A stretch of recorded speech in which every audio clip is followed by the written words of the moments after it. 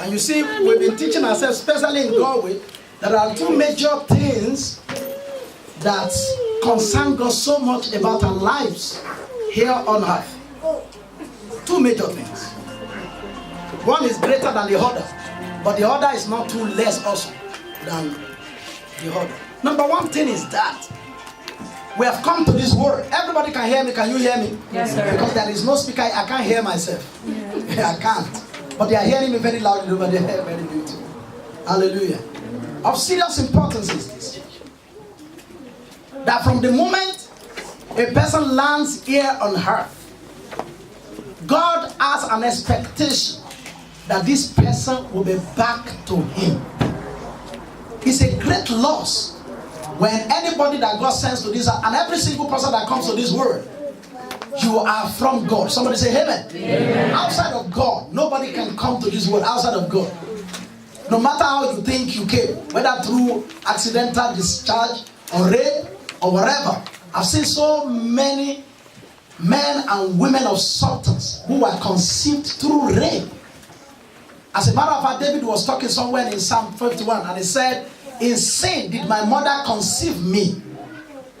I think he was talking much more than the sin that we think, oh, all of us are sinners. No. Because you will discover that every time David comes back to the dad and says, hey, yesterday I met with bear that want to steal some of your sheep. I killed the bear. The mother will clap and say, go back, my son. And most of the time you will discover that only David will be left in the village. In the farm, in the bush, with some of those ferocious animals. That comes to mind the fact that probably it was conceived outside of wedlock. Because we never know the name of David's mother in the Bible. If you know it, let me know. So that's one of the reasons why he was saying that in sin did my mother conceive me. Yet, even though it was conceived in sin, God marked him out. Somebody say amen. Amen. Somebody could be, people like us, you know, my mom, I was proud telling my mom one day, said, you know, my father had about 8 women and in his life, and you are the 4th wife. That I tell everybody around that I'm one of the children of the 4th wife. My mom said, no, before I came to your father's house, your father must have had about 6 wives. So some of them left before I came home. So maybe I'm one of the children of the 7th wife of my father, or the 8th. We can't even count. My mother herself cannot even count.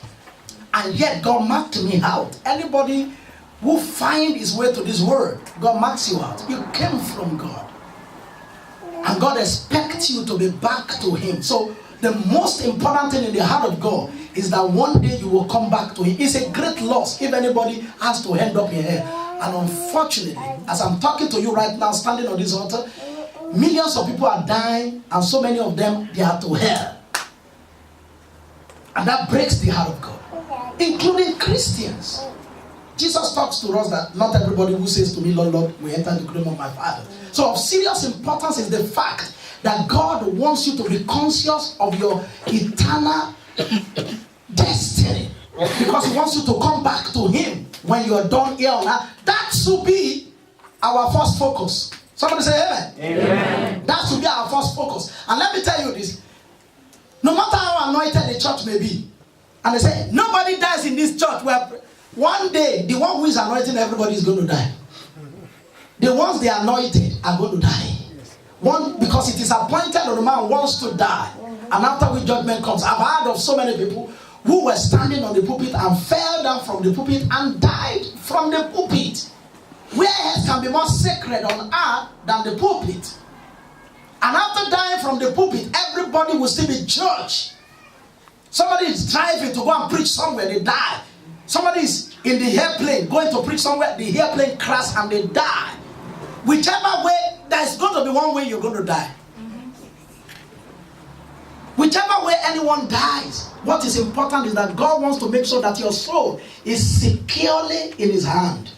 Because if it's not securely in His hand, the person will spend eternity of eternity of eternity and of eternity in hell. And when we're talking about eternity, you know, when I got born again many years ago, they used to give us some analogy. And 2 of such analogies is, number 1, they said if you can go to any beach anywhere around the world, and you can sit down on the seesaw, and you can sit down and count the dust there one by one. Can anybody do it? Is there any beach around here? Any ocean around here? No. Come to Galway. You people are not enjoying because we just strolled to the beach, and then you can sit down on the seesaw and then be able to count the dust one by one. If you are able to do it, it's still just like 1 second in what we call eternity. Another analogy is that there is this one bird we used to have in Nigeria. I don't know the name they call it in English, but in Nigeria, in Yoruba, what we call it akoko. It's a bird that has long beak like this that used to, it will be knocking it against the tree until it cuts down the tree or it digs a hole. How many of you know that bird? Huh? Oh, okay, they told me the English just a few days ago. Woodpecker, isn't it? And if that bird can be taken to a mountainous rock and it has to use its beak to cut down the whatever, do you know how many years it will take that bird to break down a mountainous rock? It's still like 1 second in eternity. In other words, they are telling us that eternity, as a matter of fact, it does not have beginning, it does not have end. Because God is the beginning of eternity, and we don't know when it began. It does not have beginning, it does not have end. As a matter of fact, where the Bible says people are going to be kept, is called the bottomless pit. Where somebody will be falling, and they never reach the ground, and it's inside fire. Here's the most important thing that God wants all men and women on earth to know, and to align your heart to this, so that you may understand the principles that are needed for you to escape this.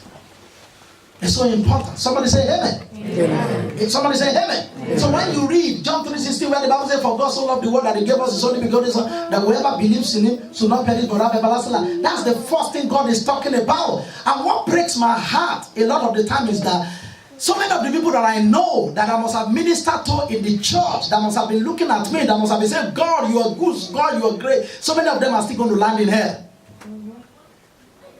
But what is more important to me is that I do not land there. Very important. Somebody say amen. Amen. Somebody say amen. Amen. Because we know the bad Johnny John Mani, Tareni La Coco Sekini. I will explain it. Remember Johnny John Mani, Tareni La Coco. That means if fire is burning me and burning my kid, which fire will you first of all quench? Huh? It's the one on your body, so that you can see clearly the one that is burning you. Each individual in hell suffers and is in pain for himself. As a matter of fact, hell is just a transit to the lake of fire. It's just a place where people have to wait to join the connection flight to the real deal. In hell, there is no breathing space. No breathing space. People, they're just being beaten and suffering day and night, crying, making noise, glancing of teeth. But that is small compared to the lake of fire. In the lake of fire, you can't breathe. There's a difference between there's no breathing. I don't have any breathing space. That I've been told I can't breathe. That means the person you can't breathe inside the fire. Nobody knows another person inside that fire. It's a bottomless pit. It's an ocean of fire, burning with brimstone and sulfur. Man! So important that to think about this all the time. It's in my heart. I tell my wife that this thing has stuck with me since 27 years ago that I got born again. Every minute of my life is my life. It informs why I do what I do. It informs where I go, who I talk to, how I talk. It informs how I dress. That brings us to the point of the fact that somebody will say, the way you see me dressing, you know, almost half naked, is because of my husband. I can't dress because of my wife. I do not dress. I don't care. I dress because of God. And my wife must be satisfied with that. Do you understand what I said? Do you understand what I said? No woman should dress because of the husband. Because no husband is going to rescue you in the gate of hell. No husband does that. No man should dress because of the woman. Because no woman is going to rescue you at the gate of hell. Are you hearing me? It's my mind to come, Pastor, hearing me. I've told you when I start preaching, because I'm going to finish before 3. Everybody sit down and listen to this. You are not matter. Are you matter? You're not matter. Are you matter? You should be Mary. You are Mary. Is it Magdalene or Mother of Jesus? See, I want you to see that. It's so important that we see that. Find one place to make my princess sit down. She's a daughter of a king. I hope you know that. Amen. How many of you know that Sister Dickness Bola is a princess? Really? Like real life. Real life? Yeah. Even actually one. Are you jealous? When you went to take her, is it not from a king? I know. Jealousy. Hallelujah. And she's so beautiful. Yeah. And you won't believe it that when we wanted to start this church, she was the one I sent forward. 2012, October 2012, isn't it? Yeah, Air Power. She was the one I sent forward. And as she went forward, I said, Pastor Sade, you go and join this church must start. And from inside Air Power. Come on, everybody. So it's so important, no matter who we are, no matter who you are, no matter where you are, no matter what you're doing, that you have this mind in you, that you came from God. Welcome, sir. God bless you. Thank you. Thank you so much. So that you came from God, you must return to Him. It's unthinkable to land in hell. This thing is forever. Think it with me for 1 minute. That's the reason why we come to church. Hey, let us sing, let us do whatever. The most important thing. And you see, I'm dealing with the root of unfruitfulness. Is the first root of unfruitfulness when people are not heavenly minded.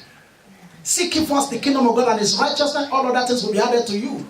If you are in Christ, seek the things that are above, not the things on earth.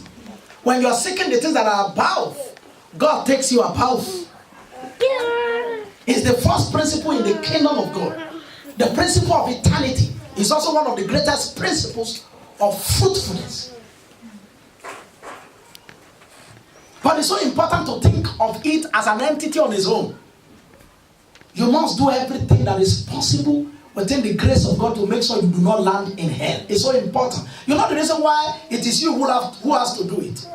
There are so many. We could all dress up. We could all be dressed up and come to the church. And I was reading a book many years ago, and I can't forget. It was about one particular deaconess that was so revered in the church that 23 years after this deaconess has died, every year they go to a burial ground behind the church to do memorial, to say, oh, she was so good, she was on fire, she was this, she was that. However, the person who wrote this book, who had a chance of being in hell for just a few minutes, said he saw the deaconess burning in hell. And he said, on earth, people are still honoring me. People are still honoring her, not me. Amen. Very important. But she's burning in hell for about 23 years and people didn't know. And what happened?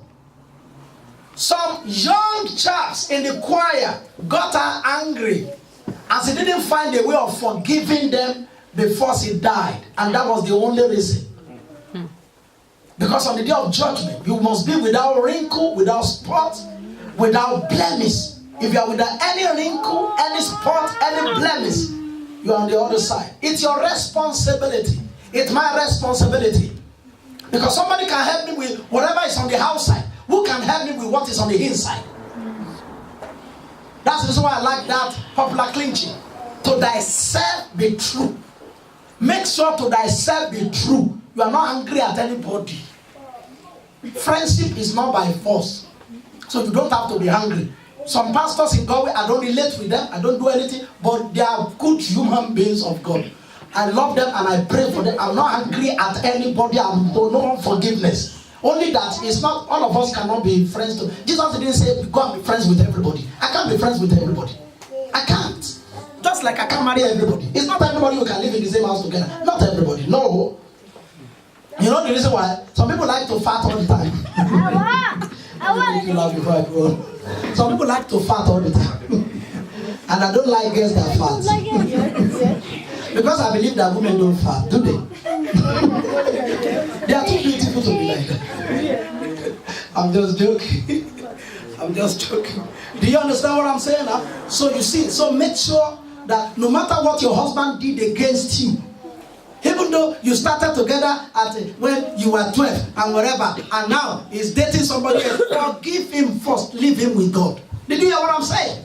No matter what anybody did, it does or did or has done or is done or is did done, does against you, forgive everybody.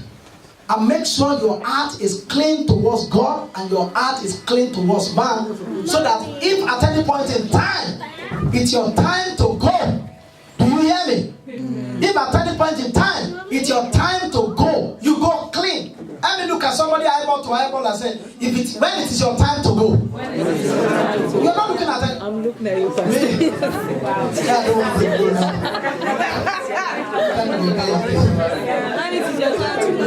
I said it to be me. I said it to be I think I'm ready to go.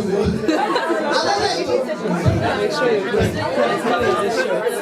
Let's clean this shirt. When it is your time to go, make sure you go clean. Okay. Outside that, let me say this. Let me read this and say this and close. But if the only thing you have had today is about minding how your eternal destiny will be, is the most important thing on earth. Yes, sir. Is the most important reason why Jesus came to us now. But anyway, John chapter 15.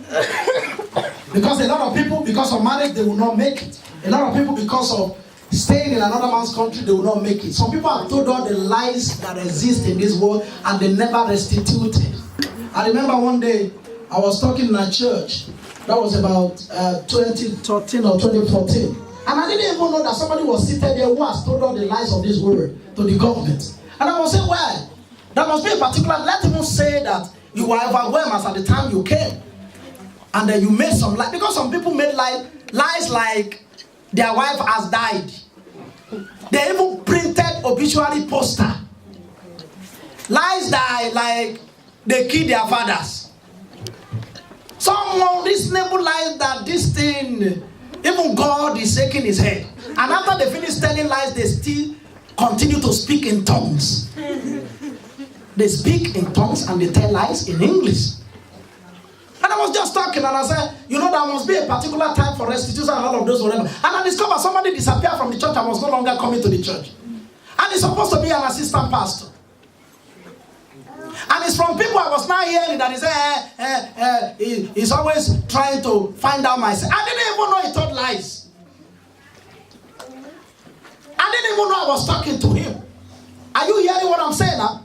Will you, because that you want to stay in another man's country, forfeit your benefit of staying in God's country when you die? No. Some people, because of ministry, so many lies, fight each other. There's nothing they don't do. Are you listening to what I'm saying now? God wants us to take our hands off every unclean thing that can land us in hell. Unclean thoughts. Unclean everything that can land us in hell. It's so important. And it is you who can manage that. You are the manager of your eternal destiny. Let me talk to somebody. You are the manager of your eternal destiny. Yeah. So it's so important that I lay down foundation, because outside of that, any other thing that we're preaching is just like motivational speaking and encouraging each other, and they do more than we do. John chapter 15, from the first one, the Bible says, I'm the true vine, and my Father is the husbandman. Every branch in me that bears no fruit, it takes away, and every branch that bears fruit, it purges, that it may bring forth more fruit. Now you are clean through the words which I have spoken to you. Abide in me and I in you. As the branch cannot bear fruit of itself, except it abide in the vine. No man can ye, except you abide in me. I'm the vine, ye are the branches. He who abides in me and I in him, the same bring forth much fruit. For without me you can do but nothing.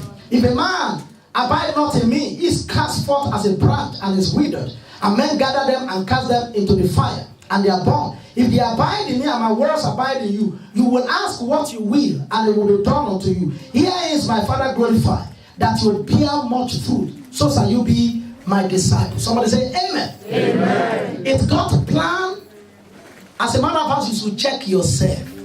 It's God's plan for us to be fruitful in all aspects of life. Don't give me theories. Look at the life of Jesus. Look at the life of anybody and everybody from Bible time to our time that God truly laid his hand upon and blessed.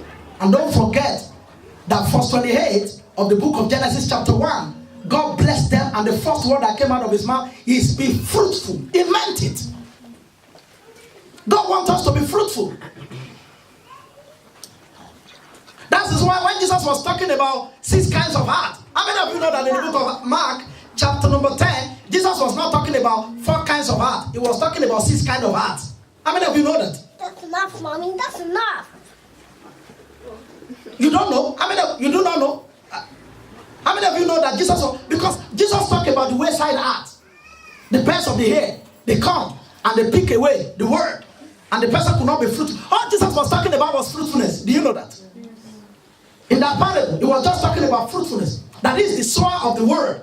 And it comes out to show. And he's looking for fruit from everybody. But that is a heart that the birds of the air came around and picked it up. And they could not bear any fruit. There's another one. He's a what do we call it? It's stony ground. And they could not take root. And they die. And anything that cannot take root cannot bear fruit. Somebody say amen. Amen. Anything that cannot take root cannot bear fruit. Somebody say amen. Amen. Anything that cannot take root cannot bear fruit. And there's another one that was choked by thorns. That's the third. The fourth one is the 30-fold. You think Jesus has stopped? 30-fold, is it the same thing as 60-fold? No. 60-fold, is it the same thing as 100-fold? No. So in the soil that produces, there are 3 kinds of heart there. The one that produced 30-fold, and that's failure. 30 over 70, over 100 is what? 60 pass. And Jesus was actually talking about the fact that every word of God is a possibility. Somebody say amen. Amen. Every word of God is a possibility. Somebody say amen. Amen. Every word of God is a possibility. Somebody say amen. Amen. That is why God, he said the words that I speak to you, they are spirit, they are life. If this word enters, if the spirit of this word enters into you, he will produce his result. He was saying, say, the good soil with understanding and patience brought forth some 30-fold. He didn't want to say the failed Christian with failed Christian life. How many of you are able to run home to your mom to just go and say, oh mom, oh my goodness, school has been so fantastic. Look at my result. 30 over 100. How many of you are bold enough to go home?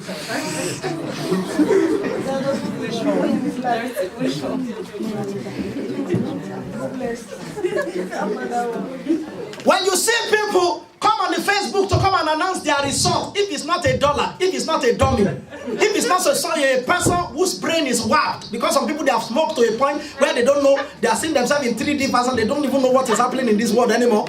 Somebody score 15, say, I thank God for life. It's 15 over 100.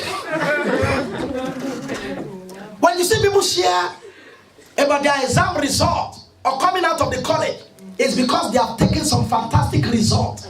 And Jesus was saying, some produce 30-fold, some produce 60-fold, but some produce 100-fold, saying that there are people who reach the 100-fold level. Somebody say amen. Amen.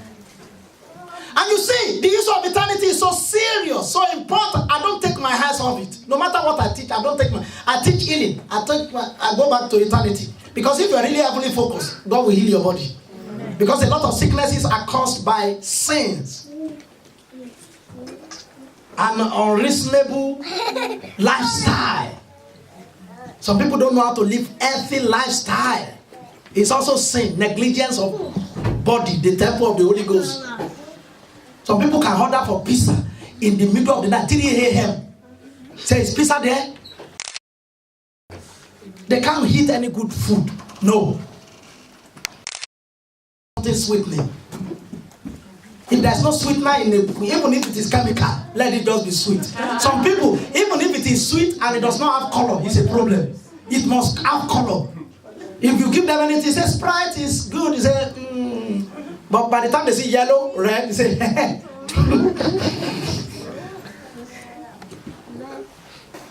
Are you hearing what I'm saying? Are you? So whenever I teach, I go back to eternity because that's the source. When people forget about that, they become very heartly in their teaching. They become very social. That's why you discover a lot of churches that are social gatherings. That's why you see people say, hey, when you hear the words, I want to start my ministry. I want to. The thing, for many, many years in my life, it has always been a problem in my heart. Pastor, in the next 3 years, I want to start my ministry. I said, what is this thing? Is it market? I don't understand. I don't understand. And that's the reason why you go to places like Nigeria or you go to places like England and you discover that on one street you have more than 30 churches and the names are baffling. God has not stopped with me, International Boston. Devil's Head must be busted, incorporated. I mean, Roboscanda. No, exactly. These words. In 1999, I was in Lagos. Roboscanda 99. I said, what is Roboscanda 99? I was reading the signpost of a particular church the other day, and it was Suit at Sight International Ministry. Suit at Sight. You hear Devil Bulldozer International Center. You hear different kinds of names, and everybody will put up this name on God. When God they give me this kind of name, I know what you want to do with my life. So many people who have missed call from God, they think it's a call. I've called many people back before in my life that were not calling me. Their hands by mistake just press my number, and then you call back immediately like a non-entity. And they say, oh, I'm so sorry, I was not calling you, so you feel so bad. That's how so many people are. So many people that God is not sending on anything. But anyway, that's not where I'm going. But let's just deal with this. God, you see, because if this thing does not enter you, if it does not take, he said, the remnant of the children of Israel, they will take root downwards and bear fruit upward. If it does, God does not want his children to be mediocres. He doesn't want them to be mediocres. Look at the life of Jesus. It's our perfect example. Looking unto Jesus, the author and the finisher of our faith. He's the beginning and the end of. Look at his life. Jesus can never be barren. Either by the fruit of the body or whatever. He lived good life. Forget about when he died. The 3 days he died is a major problem. And the 40 days of fasting that he did. The rest was normal human being life. Even if you are not a believer, people will still persecute you. They persecute everybody. They were persecuting him. People were bringing out their money, sponsoring his ministry. Anytime he prayed to God, prayers were answered, which is the greatest source of fruitfulness. You know, he connected it to he said, if you abide in him and worship, you will ask anything, it will be done. That means if you cannot get to this point where you ask anything, it can be done, fruitfulness is at stake. But you see, of serious importance is the fact that God wants you to know that academically, he wants us to prosper. Marital-wise, he wants us to prosper. Ministerially, he wants us to prosper. You know, sometimes I look at the people who say, the reason why people are not coming to this church, the reason why people hate me is because when you see where they are preaching the truth, people run away. It's a lie of the devil. You don't know? What was Jesus preaching? He was preaching lies. Amen. What was Jesus preaching? The truth. He himself is the truth. People don't know how to tackle what is the problem. Lack of fruitfulness is the problem. One of the greatest truth tellers of all time, who has started telling truth since 1963, is Pastor W.F. Kumuyi. Every part of his ministry is prosperous. When nobody knew nothing about camp, they had camp in all the 36 states of Nigeria. Not only in the 36, in all major cities of Nigeria. Built. without forcing anybody to contribute anything. Are you hearing what I'm saying? That one is standing with God and being truthful